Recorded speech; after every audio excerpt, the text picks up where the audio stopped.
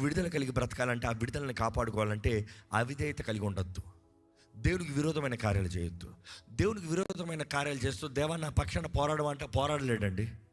దేవునికి విరోధమైన కార్యాలు చేస్తూ దేవా నన్ను రక్షించమంటే రక్షించలేడండి. దేవుని మాటకు నువ్వు లోబడాలి. లోబడు. బలార్పణల కన్నా మాట వింటమే శ్రేష్టమంట. Obedience is better than sacrifice. మాట విను. నీ బలార్పణల కన్నా నువ్వు నా మాట వింటావు గొప్ప. నువ్వు నాకేం చేస్తున్నావు, నాకేం తెచ్చి ఇచ్చావు కాదు ముఖ్యం. నువ్వు నా మాట వింటున్నావా, నాకు లోబడుతున్నావా, నాకు లోబడు అని దేవుడు తెలియజేస్తున్నాడు. దేవుడు వాక్యలో చూసినప్పుడు అపవాదికి మూడో రంగంలో మూడో రీతిగా ఎలాగా ఒక వ్యక్తి పైన అధికారం వస్తుంది. మరలా చెప్తున్నా, మొదటి నిబంధనల ద్వారంగా, రెండోది అవిధేయతల ద్వారంగా, మూడోది ఏంటంటే అజ్ఞానం ద్వారంగా. అజ్ఞానం అనేది పాపం. అజ్ఞానం కలిగిన వారు ఏమంటారంటే, నాకు తెలీదు, నాకెవరు చెప్పలేదు, నాకు తెలీదు, నాకెవరు చెప్పలేదు. ఈరోజు నువ్వు తెలియదు అని చెప్తానికి ఏం లేదు. దేవుడు నీకు అన్నీ తెలియజేశాడు. చదువు, వాక్యం చదువు. ఈ వాక్యం పట్టుకుంటే నీకు కావాల్సిన అన్నీ దేవుడు చెప్పాడు.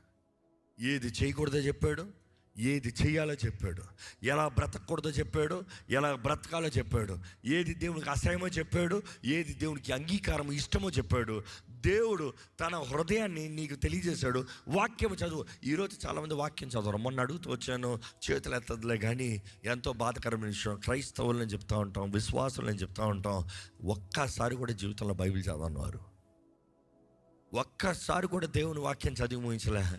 దేవుడు హృదయం నీకు ఎట్లా తెలుసు? ఎప్పుడు ఎవరో ఏదైనా చెప్తే వింటమే తప్ప నీ అంతటా నువ్వు ఎప్పుడు వాక్యం చదవలే. దేవుడు అటువంటి వారిని చూసినప్పుడు అవిధేయులను పిలుస్తున్నాడంటే, దేవునికి అటువంటి వారిని చూసినప్పుడు ఆయాసం కలుగుతుందంటే, నా మాట నువ్వు ఎరగట్లే, నా త్రోవ నువ్వు గ్రహిస్తలే, నా చిత్తం నువ్వు జరిగిస్తలే, నా మార్గంలో నువ్వు నడవట్లే, ఫాలో మై వర్డ్. నో. యెహోషువతో దేవుడు వస్తానికి అంటాడు, దివారాత్రులు చదువు, కీప్ ఇట్ విత్ యూ. నీ కుడింగ కానీ ఎడంగ కానీ తొట్టెళ్ళొద్దు, ఆ వాక్యాన్ని ఫాలో అవ్వు, ఒబే. ఈరోజు ఎంతోమంది అజ్ఞానం అనే పాపం. లోకమంతా తెలుసు, లోకపు కార్యాలన్నీ తెలుసు, లోకపు క్రియలన్నీ తెలుసు, కానీ అజ్ఞానం. ఈ అవిధేయత, అజ్ఞానము దేవునికి ఏ మాత్రం నచ్చనిది, మెచ్చనిది. ఒకసారి డిసొబీడియన్స్ గురించి వాక్యములు కొన్ని కోట్ చేయాలంటే, వెంటనే చెప్పాలంటే, ద్వితీయోపదేశ కాండం 28వ అధ్యాయము 1-2 వచనాలు ఒకసారి చదివితే ఏమంటాడు దేవుడు? ద్వితీయోపదేశ కాండము 28వ అధ్యాయము 1-2 వచనాలు. This is for disobedience. Second పాయింట్కి, this is for disobedience. Second పాయింట్కి ఏమంటున్నాడు చూడు, చదవండి. నీవు నీ దేవుడైన యెహోవా మాట శ్రద్ధగా విని నేడు నేను నీకు ఆజ్ఞాపించి ఉన్న ఆజ్ఞలన్నిటినీ అనుసరించి నడుచుకొని ఎడల నీ దేవుడైన యెహోవా భూమి మీదనున్న సమస్త జనముల కంటే నిన్ను హెచ్చించును. నీవు నీ దేవుడైన యెహోవా మాట విని ఎడల ఈ దీవెనలన్నయు మీ మీదకు వచ్చి నీకు ప్రాప్తించును. ఒకటే అంటున్నాడు, నువ్వు నా మాట విను, నువ్వు నా మాట విను, నువ్వు నా మాట విను. నువ్వు నా మాట వింటే ఈ దీవెనలన్నీ నీకు వస్తాయి. నువ్వు నా మాట వింటే ఈ కార్యాలన్నీ నీకు జరుగుతాయి. ఏంటంటే ఆ మాట చదవండి. ఆ మాట వింటే ఏమంత జరుగుతాడంట? ఆయన మాట వింటే ఏమంత దీవెనలు నీకు ఉంటాయంట. 3వ వచనం నుండి 13వ వచనం వరకు ఒకసారి వేగంగా చదువుదామా? నీవు పట్టణములో దీవింపబడదువు, నీవు పట్టణంలో దీవించబడతావు, పొలములో దీవింపబడదు, పొలంలో దీవించబడతావు, నీ గర్భఫలము, నీ గర్భఫలము, నీ భూఫలము, నీ భూఫలము, నీ పశువుల మందలు, నీ పశువుల మంద, నీ దుక్కి దుట్టెలు, నీ గొర్రె మేకల మందలు దీవింపబడును. నీ కలిగినంతయు దీవించబడుతుంది. కంటిన్యూ. నీ గంపయు పిండి పిసుకు నీ తొట్టియు దీవింపబడును. నీవు లోపలికి వచ్చినప్పుడు దీవించబడుతున్నావు, బయటికి వెళ్ళినప్పుడు దీవించబడతావు. కంటిన్యూ. నీ మీద పడు నీ శత్రువులను యెహోవా నీ ఎదుట హతమగునట్లు చేయును. నీ శత్రువులంతా చచ్చేలాగా దేవుడు చూసుకుంటాడంట. Continue read. ఒక త్రోవను నీ మీదకు బయలుదేరి వచ్చి, వారు ఒక త్రోవలో వచ్చి 7 త్రోవలో పరిగెడతారంట, 7 దిక్కుల్లో పరిగెడతారంట. కంటిన్యూ. నీ కొట్లలో నీవు చేయు ప్రయత్నములన్నిటిలోనూ నీకు దీవెన కలుగునట్లు యెహోవా ఆజ్ఞాపించును. యెహోవా ఆజ్ఞాపించును. కంటిన్యూ నీ దేవుడైన యెహోవా, నీ దేవుడైన యెహోవా నీకిచ్చుచున్న దేశములో ఆయన నిన్ను ఆశీర్వదించును.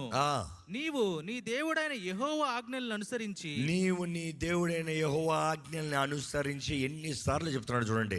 Obey, obey, follow, obey, follow, అనుసరించి. కంటిన్యూ. ఆయన మార్గములలో నడుచుకొని ఎడల యెహోవా నీకు ప్రమాణం చేసి ఉన్నట్లు, యెహోవా నీకు వాగ్దానం చేసిన రీతిగా ఆయన తనకు ప్రతిష్ట జన్మగా నిన్ను స్థాపించును. ఆయనకి ప్రతిష్ట జనముగా, స్పెషల్ కేటగిరీ, స్పెషల్ పీపుల్గా నిన్ను నిలబెడతాడు. Continue please. భూప్రజలందరూ యెహోవా నామమున నీవు పిలువబడుచుండుట చూచి నీకు భయపడుదురు.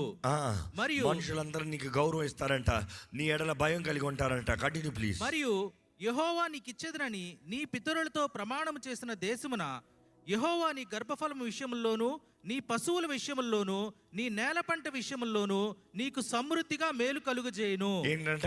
నీ గర్భఫలం విషయంలో నీకు సమృద్ధిగా మేలు కలిగేలాగా చేస్తాడంట.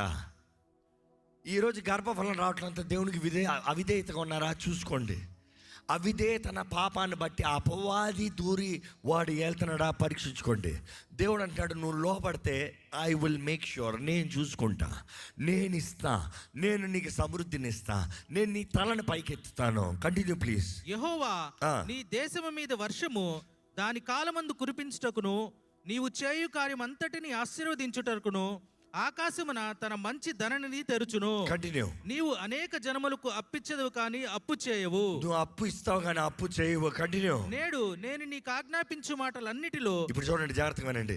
నేడు నేను నీకు ఆజ్ఞాపించు మాటలన్నిటిలో దేని విషయంలోను కుడికి గాని ఎడముకు గాని తొలగి, కుడికి గాని ఎడంకి గాని తొలగి అన్యుల దేవతలను అనుసరింపకయు వాటిని పూజింపకయు ఉన్నాడలా నీవు అనుసరించి నడుచుకొనవలనని నేడు నేను నీకు ఆజ్ఞాపించి ఉన్న నీ దేవుడైన యెహోవా ఆజ్ఞలను విని వాటిని అనుసరించి గైకొనే ఎడల యెహోవా నిన్ను తలగా నియమించును. కానీ దేవుడు నిన్ను ఎలా చేస్తాడంట? తలగా చేస్తాడంట. తలగా చేస్తాడు కానీ తోకగా నియమంపడు. తోకగా ఉండవు. కంటిన్యూ. నీవు పైవాడుగా ఉండు కానీ నువ్వు పైవాడుగా ఉంటావు కానీ క్రిందవాడుగా ఉండవు. ఇక్కడ ఈ మాటలన్నీ చూస్తానండి. దేవుడు అంటున్నాడు, నువ్వు నా ఆజ్ఞలు గైకొని, నువ్వు నా ఆజ్ఞలు గైకొని, నువ్వు ఆజ్ఞ గైకొని దాని ప్రకారం జీవిస్తే నీకు ఈ దీవెనలు అన్నీ ఉన్నాయి. నువ్వు లోబడు, నీకు దీవెన ఉంది. నువ్వు లోబడ లేదనుకో, అవి కూడా చెప్తున్నాడు దేవుడు. నువ్వు లోబడవు అనుకో, 14 వచనం చదవండి ఒకసారి. అన్యుల దేవతలను అనుసరింపకయు వాటిని పూజింపకయు నున్న ఎడల నీవు అనుసరించి నడుచుకొనవలనని నేడు నేను నీకు ఆజ్ఞాపించి ఉన్న నీ దేవుడైన యెహోవా ఆజ్ఞలను విని వాటిని అనుసరించి గైకొని ఎడల యెహోవా నిన్ను తలగా నియమించును గాని తోకగా నియమింపడు. 16th verse please. పట్టణములో నీవు శపింపబడదువు.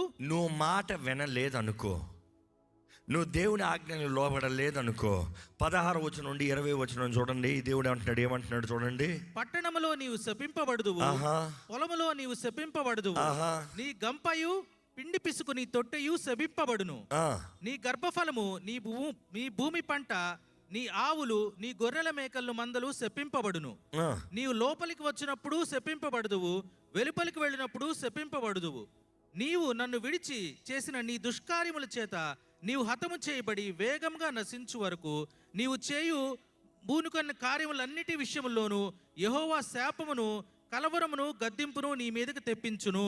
ఇప్పుడు ఈ జాగ్రత్తగా ఈ మాట వినండి. అవిధేయుడు అయ్యో అనుకో, ఇది అపవాదికి బాగా తెలుసు. అపవాదికి ఈ వాక్యం తెలీదా? వాడు బాగా తెలుసు. అందుకని వాడు చేయగలిగినంత నీలో అవిధేయతను తీసుకొస్తాడు. నా అన్న మనసును తెస్తాడు. దేవుని మాట కన్నా నీ మాటను పైకి తీసుకొస్తాడు. దేవుని చిత్తం కన్నా నీ చిత్తాన్ని పైకి తీసుకొస్తాడు. దేవుని కన్నా నువ్వే గొప్ప అంటాడు. అపవాది ఎప్పుడు నువ్వు నన్ను ఫాలో అవ్వు అని చెప్పడంట. అపవాది ఎప్పుడు ఏం చెప్తాడు తెలుసా? దేవుని కన్నా నువ్వే ముఖ్యం అని చెప్తాడంట. సింపుల్. అర్థమైందా? అపవాది ఎప్పుడు నన్ను వెంబడించను రా బాబు అని చెప్పడంట. ఏమని చెప్తాడు తెలుసా? నువ్వు దేవుని వెంబడించొద్దు, నీ ఇష్టానుసారంగా బ్రతుకుంటాడంట. సింపుల్. వాడు చెప్పే అబద్ధం. ఎందుకంటే ఆ కార్యము నువ్వు చేస్తాను బట్టి అబద్ధములు ఆడువారందరూ అబద్ధములకు తండ్రి అంట. ఎవరో? సాతాను. వాడు బిడ్డలు అవుతున్నారంట. అంటే వాడి స్ట్రాటజీ చూస్తే నువ్వు నన్ను వెంబడించి కాదు, నువ్వు నీ కొరకని బ్రతుకో, నువ్వు రెబల్ అవ్వు. అసలు ఫస్ట్ నేను, నా కింద మీరు అందరూ వస్తారు, రెండ్రా నా దగ్గర రండ్రా. అది వాడి స్ట్రాటజీ. సో వాడు చూసినప్పుడు ఎంతో కుయుక్తి కలిగిన వాడు. Now we are talking about ignorance. First covenants గురించి మాట్లాడడం, నెక్స్ట్ డిసోబీడియన్స్, అవిధేయత గురించి మాట్లాడడం, మూడోది అజ్ఞానం గురించి మాట్లాడడం. అజ్ఞానం చూసినప్పుడు ఈ యుగ సంబంధమైన దేవత వారి కంటికి గుడ్డితనాన్ని కలుగు చేస్తుంది. దేవుని వాకి తెలియజేస్తుంది. ఎఫీసీయులకు రాసిన పత్రిక 4వ అధ్యాయం 18వ వచనం ఒకసారి చూద్దామా. ఎఫిషియన్స్ 4:18. వారైతే అంధకారమైన మనస్సు గలవారై తమ హృదయ కాఠిన్యము వలన వారు హృదయ కాఠిన్యము వలన తమలోనున్న అజ్ఞానము చేత వారైతే వారు their understanding have been darkened.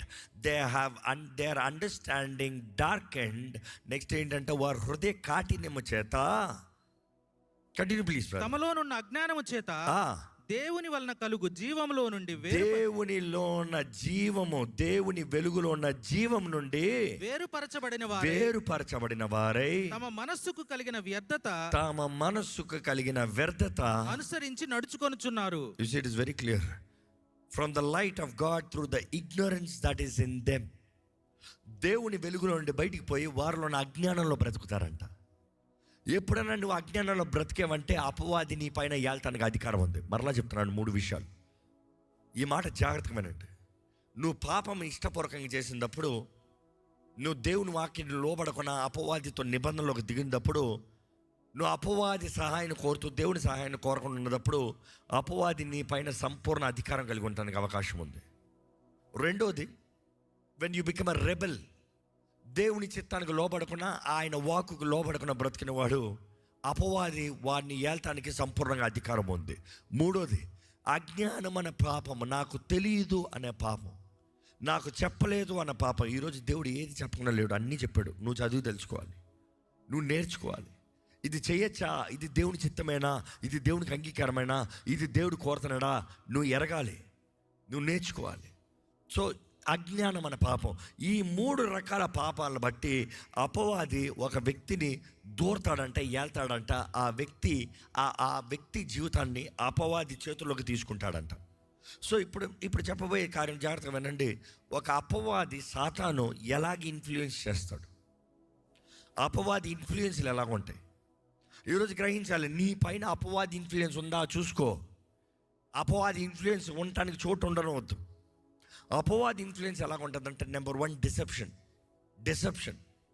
వాడు ఎప్పుడు చూసినా, వాడు ఎప్పుడు కుయుక్తి కలిగిన వాడు, ఆ కుయుక్తితనంతో నిన్ను మోసపరచువాడు, మోసం చేస్తూ ఉంటాడంట.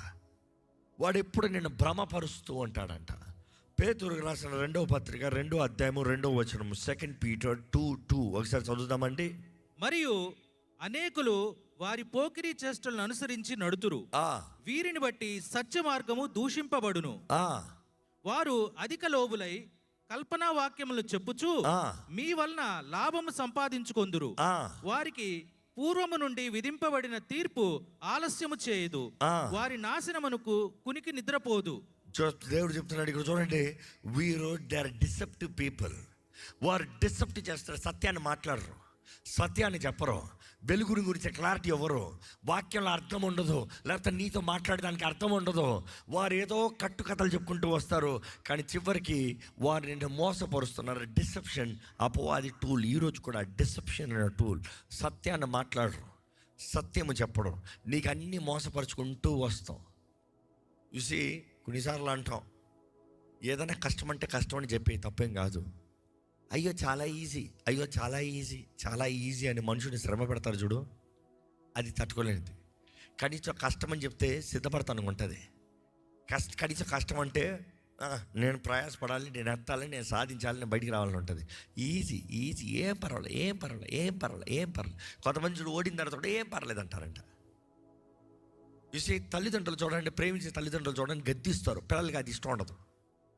రే చదవరా అంటే ఈజీ అంటున్నాడు ఫ్రెండ్, నువ్వేంటి చదివి అంటున్నావు వారికే, ఏంద్రా జీవితం వేస్ట్ చేసుకుంటా, వాడు పర్వాలేదురా మామ అంటే అది ఈజీ, దట్ ఈస్ నైస్. చూసి ప్రేమ ఎప్పుడు గద్దిస్తుంది, ప్రేమ సరిదిద్దుతుంది, ప్రేమ నీకు క్రీస్తు మార్గాన్ని తెలియజేస్తుంది. జాగ్రత్త. దేవుని వాక్యం చూసినప్పుడు అండి, ఈరోజు డిసెప్షన్ ఎక్కడ చూసినా deception.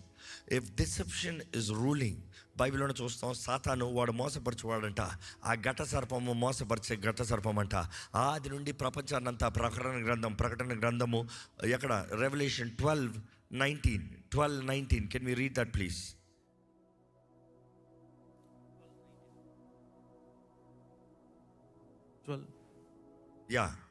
Revolution 12:9 I'm sorry. Yes. Revelation 12:9. కాగా సర్వలోకముని మోసపరుచుచు అపవాది అనియు. వీడెవడంట? సర్వలోకాన్ని మోసపరుస్తూ వాడి పేరేంటి?